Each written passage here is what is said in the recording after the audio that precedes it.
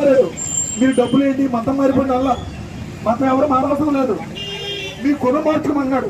ఏంటి గుణం? శరీరం కాదు శాశ్వతం, ఆత్మ శాశ్వతం.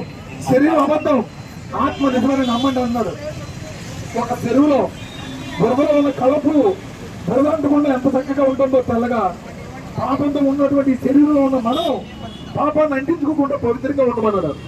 యేసుక్రీస్తు సొంత రక్షణ నమ్మకూడదంటే ఇంతవరకు నేను చెప్పిన మాటలు మీకు వాస్తవం అనిపిస్తే క్రీస్తు సొంత రక్షణ నమ్మండి, నిత్య జీవన కోసకండి. ఆయన ఒక్కడే చెప్పాడు, పాపులను రక్షించడానికి యేసుక్రీస్తు ఈ లోకంలోకి వచ్చిన బైబిల్లోనే ఉంది.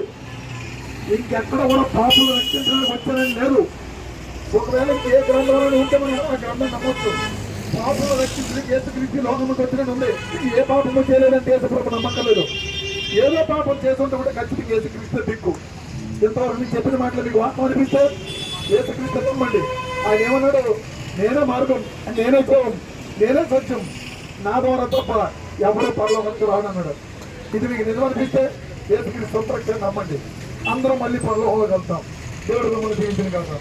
Thank you very much. God bless you. చిన్న ప్రార్థన చేద్దాం.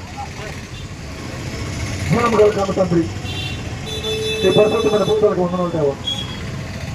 భూమి మీద పుట్టుకొచ్చిన మానవులంతా మీ పిల్లలమే. మేము సృష్టి ప్రారంభంలో ఏ కులం ఉంటే భూమి మీద ఉన్న మనుషులందరికీ అదే కులం ఉండాలి.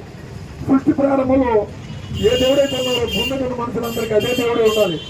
కానీ ఇన్ని కులాలు, ఇన్ని మతాలు రాజకీయం చేసి మానవ సమాజాన్ని తప్పుదారి పట్టించిన ఈ సమాజానికి వీధి తిరిగి మీ పిల్లలతో మాట్లాడి వాస్తవాలు చెప్పవలసిన అవసరం పడుతుంది. అందుకే మీరు అన్నారు, సర్వ లోకానికి వెళ్ళండి, సర్వ సృష్టికి సత్యవార్తను ప్రకటించండి, నమ్మినోడు రక్షణను పొందడం, నమ్మడానికి శిక్ష విధింపబడినది.